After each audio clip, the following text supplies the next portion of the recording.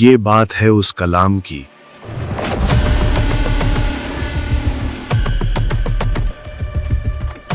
جو ہر نماز کی روح ہے۔ الحمد للہ رب العالمین۔ یہ بات ہے اس دعا کی جو زمین سے اٹھتی ہے اور عرش تک جاتی ہے۔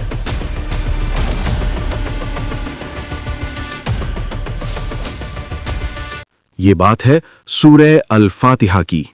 الحمد للہ رب العالمین الرحمن الرحیم۔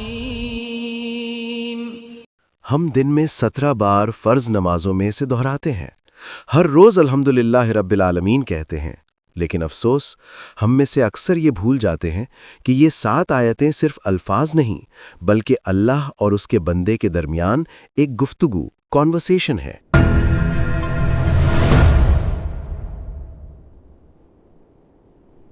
لیکن اس سورہ کی شروعات ہوئی کہاں سے؟ عرب کی وہ سخت گرمی جہاں مکہ کے لوگ بتوں کی پوجا میں مصروف تھے۔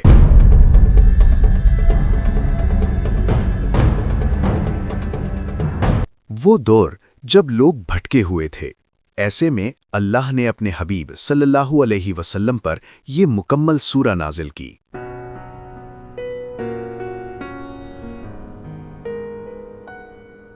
علماء فرماتے ہیں کہ سورہ الفاتحہ مکہ میں نازل ہوئی، مکی سورہ۔ اس کے نازل ہونے کی وجہ سبب نزول بڑی دلچسپ ہے۔ شروعات میں جب حضور صلی اللہ علیہ وسلم گھر سے نکلتے تو انہیں پیچھے سے ایک آواز آتی تھی، یا محمد، یا محمد۔ آپ صلی اللہ علیہ وسلم گھبرا کر مڑتے مگر کوئی نہ ہوتا۔ ورقہ بن نوفل نے مشورہ دیا کہ جب دوبارہ آواز آئے تو گھبرانا نہیں بلکہ سننا کہ کیا کہا جا رہا ہے۔ پھر وہی ہوا، آواز آئی، پڑھیے الحمدللہ رب العالمین، اور اس طرح پوری سورہ آسمان سے اتری۔ اس کے نزول پر شیطان اتنا رویا تھا کہ اس کی چیخیں نکل گئی تھیں، کیونکہ یہ سورہ اللہ کی رحمت کا دروازہ کھولنے والی تھی۔ اب آپ کو یہ کوشچن اکر ہوگا کہ بھائی یہ ورقہ بن نوفل کون ہے؟ ورقہ بن نوفل جو حضرت خدیجہ رضی اللہ عنہ کے رشتہ دار تھے، وہ کیا تھے؟ عیسائی تھے لیکن مومن تھے۔ ایک مثال ہے نا، انہوں نے کہا جب محمد صلی اللہ علیہ وسلم کو دیکھا، انہوں نے کہا کہ ہماری کتابوں میں لکھا ہوا ہے کہ ایک پیغمبر آئیں گے، اللہ کے رسول آئیں گے، اور یہ محمد صلی اللہ علیہ وسلم ہے۔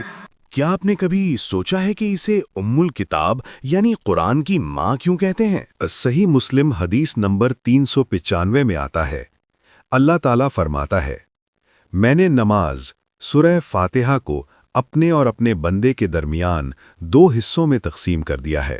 جب بندہ کہتا ہے الحمدللہ رب العالمین تو اللہ فرماتا ہے میرے بندے نے میری تعریف کی۔ جب وہ کہتا ہے الرحمن الرحیم تو اللہ فرماتا ہے میرے بندے نے میری بزرگی بیان کی۔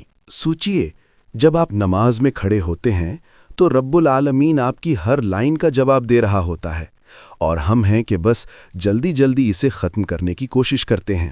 دنیا کے بڑے بڑے تھنکرز اس سورہ کے اثر سے محروم نہیں رہ سکے۔